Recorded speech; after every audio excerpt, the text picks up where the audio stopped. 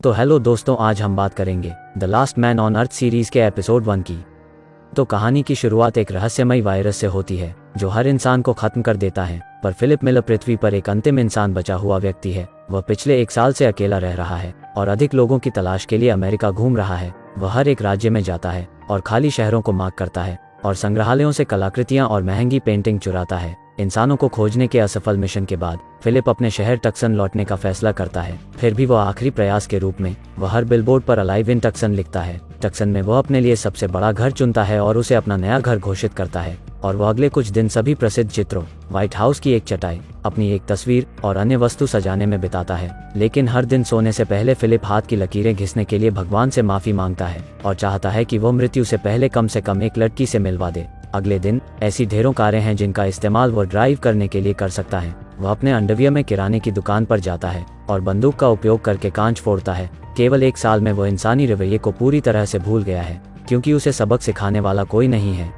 वह सब कुछ करता है जो वायरस से पहले सिर्फ फिल्मों में दिखाया जाता था, जैसे स्टोव में डिब्बे के ढेर को नष्ट करना और सैकड़ों एडल्ट फिल्मों को घर लाना। समय बिताने के लिए वह खुद के साथ रैकेट बॉल खेलता है, लैंप और एक्वेरियम का उपयोग बॉलिंग पिन के रूप में करता है और कारों को एक दूसरे से टकराता है। यह उसका पागलपन उसे अकेलेपन से निपटने में मदद करता है। लगभग 1 महीने के बाद वह अपनी बुद्धि खोने लगता है। इसके अलावा उसके जन्मदिन पर अकेले रहना उसे वह सब कुछ याद दिलाता है जब जीवन सामान्य था। वह अपनी माँ, अपने जीवन और सामान्य रूप से लोगों को याद करता है, जबकि सीन कुछ महीने बाद कट जाता है। अब फिलिप जिस भव्य हवेली में रहता था वह अब कचरे के ढेर में बदल गई है, जिसे वो कभी साफ नहीं करता क्योंकि इसका कोई मतलब नहीं है। वो कई दिनों से नहाया नहीं है और जानवरों की तरह रहने लगा है। घर में पानी की कमी है। फिलिप स्प्रिंगबोर्ड में एक छेद बनाता है और पूल को अपने शौचालय के रूप में उपयोग करता है। वह एक बच्चे की तरह छोटे पूल को शराब से भी भरता है और उसमें से पीते हुए उसमें नहाता है। फिर एक दिन वह बार में जाता है और बॉल पर चेहरे बनाता है, उन्हें नाम भी देता है।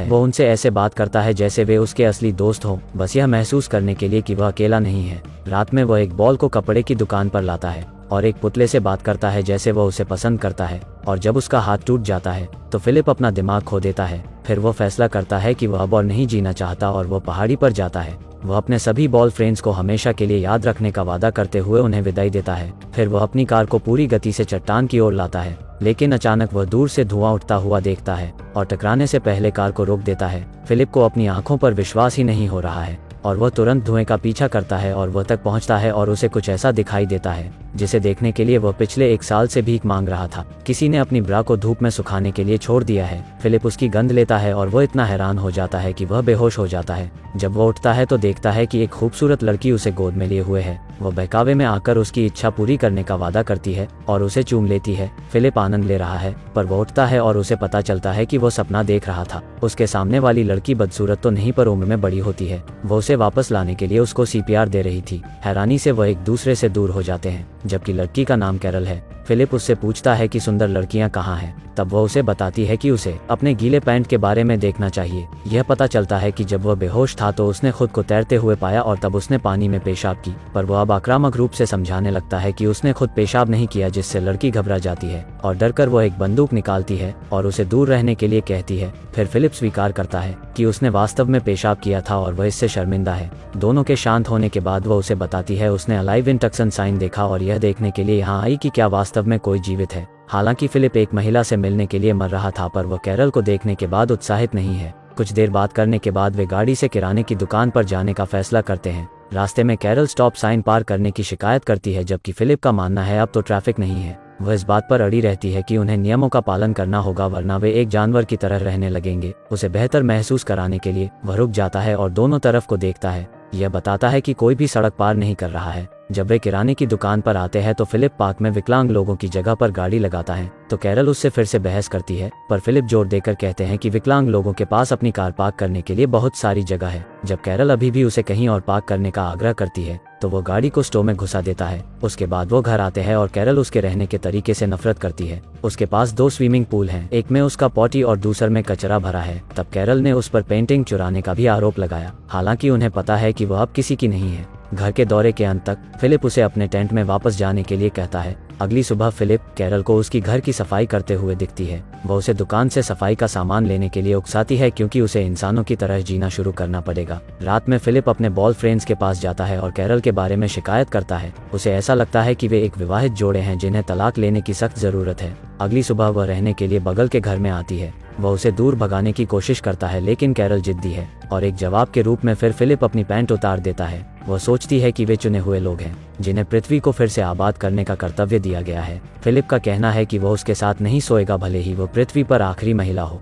अगले सीन में जब कैरल उसके पास आती है तो वह अपने शौचालय में होता है। वह चाहती है कि वह उनके घर में पानी लाने का कोई रास्ता खोजे जिससे फिर वे टमाटर और अन्य फल उगा सकते हैं। जब वह मदद करने से इनकार करता है तो वह उसे ताजे टमाटर खाकर उकसाने की कोशिश करती है लेकिन उसे कोई फर्क नहीं पड़ता। हालांकि जब अंधेरा हो जाता है तो वह उसके बगीचे में घुस जाता है और उसकी सारी सब्जियां खाता है। अगली सुबह कैरल उसके दरवाजे पर दस्तक देती है और उसे टमाटर से भीगा हुआ पाती है, पर फिलिप अब भी दावा करता है कि उसने उन्हें चुराया नहीं है और वह देखता है कि मैनहोल से अपने घर में पानी लाने की कोशिश करते समय कैरल के पैर में चोट लगी है। कुछ दिनों बाद वह एक सभ्य इंसान की तरह जीने की कोशिश करना छोड़ देती है। फिलिप उसे उसके स्विमिंग पूल में शौचालय की नकल करते हुए पाता है। कैरल सोचती है कि उन दोनों का जीवन में कोई उद्देश्य नहीं है, वे किसी भी तरह से एक संपूर्ण मानव निर्माण करने में सक्षम नहीं है, जबकि वे अपनी $1 मिलियन की हवेली में शौचालय की व्यवस्था भी नहीं कर सकते हैं। तब वह फिलिप को बहुत बुरा महसूस कराती है, इसलिए वह शहर की पानी की टंकी के पास जाता है और कैरल के बगीचे में पानी लाने का रास्ता बनाता है। वह अंत में उसे देखकर खुश होती है और उसे रात के खाने पर आमंत्रित करती है।